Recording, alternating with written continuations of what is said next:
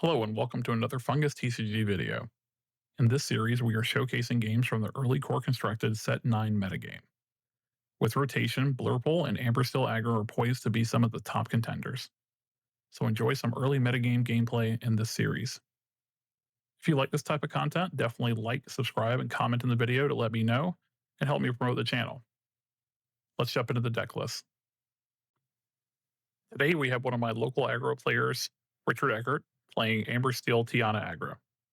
This deck looks to apply pressure with high questing characters such as Daisy, Penny, Mr. Arrow, and Nala, while using Tiana and bodyguards to defend them. It has the potential to overwhelm opponents early, but also has a very strong mid game with elements such as Lawrence, Calhoun, and Rhino. These Amber Steel decks are poised to be a top contender in the early Fabled metagame. Today I'm going to be piloting Blurple, another one of the top decks coming into the Fabled Core Constructed metagame. This purple list focuses on trying to stabilize the early game with 8 one-cost cards such as Rafiki and Royal Guard. Madam M Elephant is a unique card in this list that also aims to complicate math and contest early non-evasive board positions, such as the ones presented by Amber Steel Aggro. This deck is looking to ramp to a turn 4 play on turn 3 every game and follow that up with a 5-cost Elsa or Bell to score a 2-for-1 and contest boards. Purple excels in the mid to late game, and we can leverage our high ink advantage, card advantage, and big threats such as Hades and Elsa to outvalue opponents. The constructed rotation left many existing decks from prior core constructed formats in shambles, but Blurple retains many of the strong cards it leveraged before. For what it lost in the rotation, it gained significant power from the new card Dumbo Ninth Wonder, which has the potential to bury opponents in card advantage alongside our evasives. In this game, too, Blurple is on the draw. In our opening hand, we're always looking for a turn 2 ramp into a turn 3 4-cost play. Against Amber Steel, we also highly value a turn 1 play, and specifically the Mim Elephant. If you can establish Elephant on turn 3, you're often very far ahead and can buy yourself an absurd amount of time. So I tend to highly value the Madam Mim into Amber Steel. Yago is a card that you can play, and I would closely consider keeping as a solid turn 3 play, but on the draw, you cannot afford to lose to a strength saying off of a Lawrence, Lady, or another 3-cost. A situation where your turn 3 play is removed by a singer is often going to be an unrecoverable tempo play in a format without board waves, especially into a fast clock like Amber Steel is going to produce. Here I am sending back one of the Mim Elephants, Iago, and Finders Keepers, hoping to find more relevant early to mid game cards. On the altar, we are able to pick up a second copy of Royal Guard to go with Sail. Depending on some of the opening draws, the opportunity presents itself here to play a turn 1 Royal Guard into a turn 2 Sail, and then a second Royal Guard. Following up that with a turn 3 Element, it's going to put us way ahead against Amber Steel if we're able to accomplish that. Of note, Into the Unknown is also a card that may be critical here as one of our best answers to an exerted Tiana out of Amber Steel. Let's jump into the gameplay. So once again, we are on the draw for this one. This is a follow-up to a game 1 where we were on the play and we're able to take that down. Starting off with one of his best plays in a turn 1 Daisy. He's going to put on a lot of early aggression. We were able to, of course, respond with that Royal Guard, which isn't able to punch out the Daisy by itself, but is able to put significant pressure on the 1/4 and potentially punch through one of the bodyguards if it comes down to it. From the Blurple side, we're definitely just looking to establish that Madam M Elephant into our Bell, Accomplished Mystic, in order to pressure that board position he has, and hoping he doesn't have a Tiana here, along with some of the critical removal pieces. Depending on what we drew here, we probably do want to try to sail turn 2 into a second Royal Guard. That is going to give us a Royal Guard that's going to have Challenger at least 2 when we sail, so we can put some damage on this defender. And we do sail, sending a library into ink and then playing that second Royal Guard. So next turn we can potentially contest this Daisy and try to punch that out.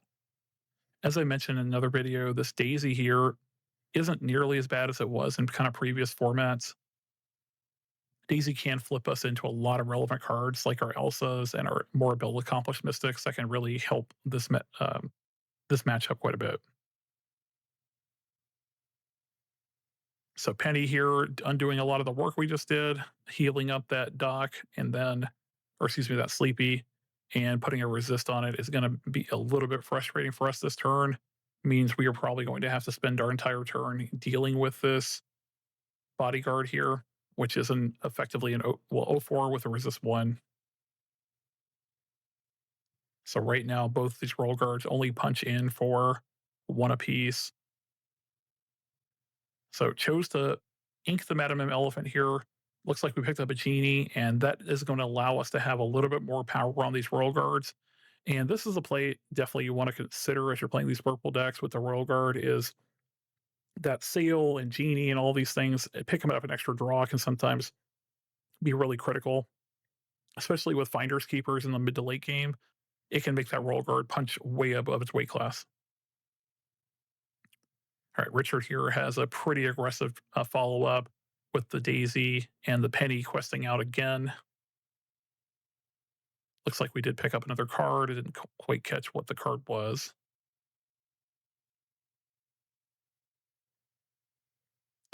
So we are set up to be able to punch out both of the exerted characters this turn. So and hoping to put some damage on our character so that we could potentially follow it with a bell to move damage around to one of the ready characters. Unfortunately, with a 1/2 and a 1/4, we put ourselves in a kind of precarious situation with just the bell, where it's not going to get full value. But this Elsa coming down is really excellent. That's going to be exactly what we want. Now, just deciding how we want to actually position to run into these characters. Usually, here, not super concerned about the Calhoun. We just want to leave maximum number of board position characters available to us. And it looks like we're going to end up, having that royal guard, one of the royal guards finish off by the Calhoun, but able to really take back this board on this turn with this Elsa and punch everything down except that Calhoun. So he'll gain 2 lore here by knocking down one of these royal guards, but we still feel pretty good on the crackback.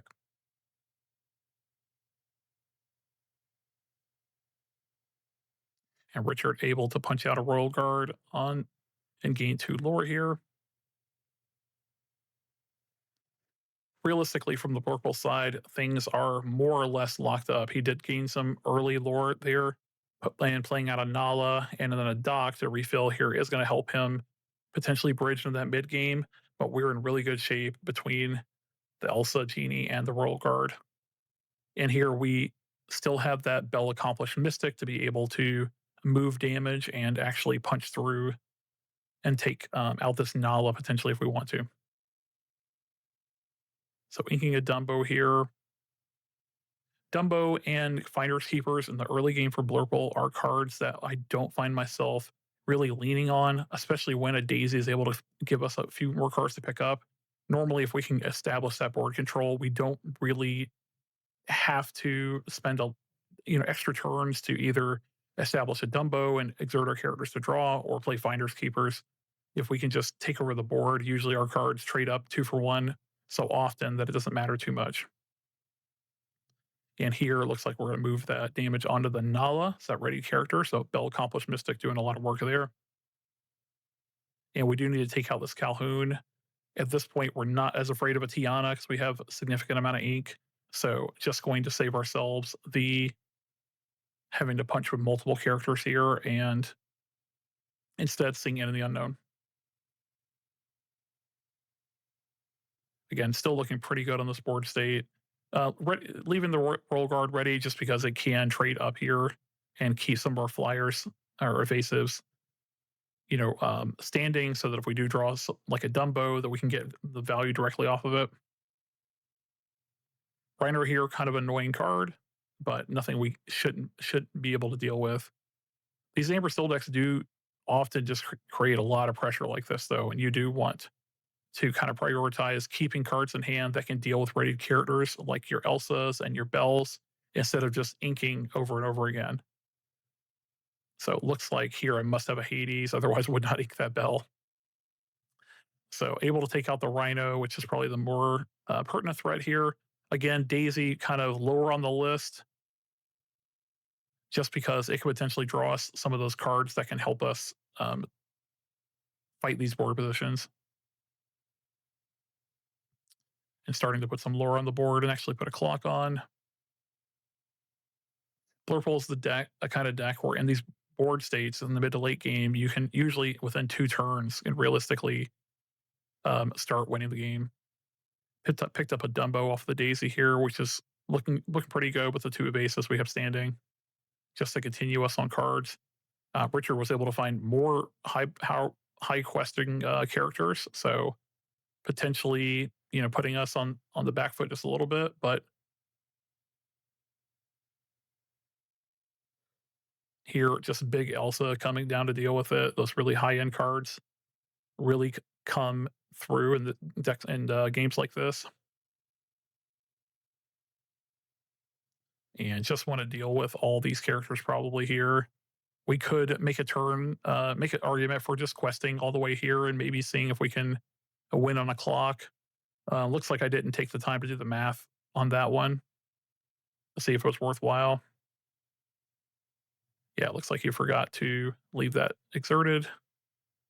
Pete here, not a card we care too much about from the purple side of things, only having a couple actions that we really utilize here. But it looks like we had enough lore to take this one down.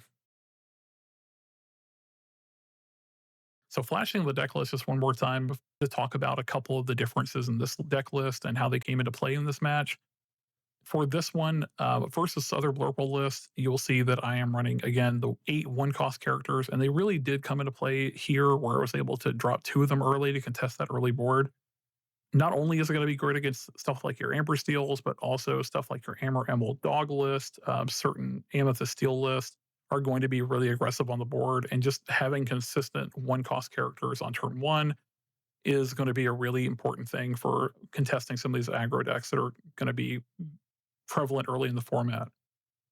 Playing no high-end cards that don't have implication for controlling the board is another big decision point in this deck list specifically. Something like an Anna on 6 is tempting and can be really strong in the mirror matches or other grindy games. But in these fast matchups, you give up a lot of value running cards like that. So this deck list and the kind of style of purple I'm playing right now is obviously giving up a little few points in the mirror matches and some of the more grindy matchups. But we are looking to maximize our game plan of contest early boards and bridge to that mid to late game where we can move from there. If you like this video, give it a subscribe and drop a comment if you enjoy these types of videos. Let me know what you're looking to play in this Fabled Core Constructed metagame. The comments and the likes really do help the channel grow so I can put out more content like this. So I also post deck lists and information on tournament results regularly on my YouTube posts, so make sure you're subscribed so you don't miss that. If you haven't checked the first video in this series, go back and check that matchup where I'm on the play with Blurple, and watch out for game 3 in the video series.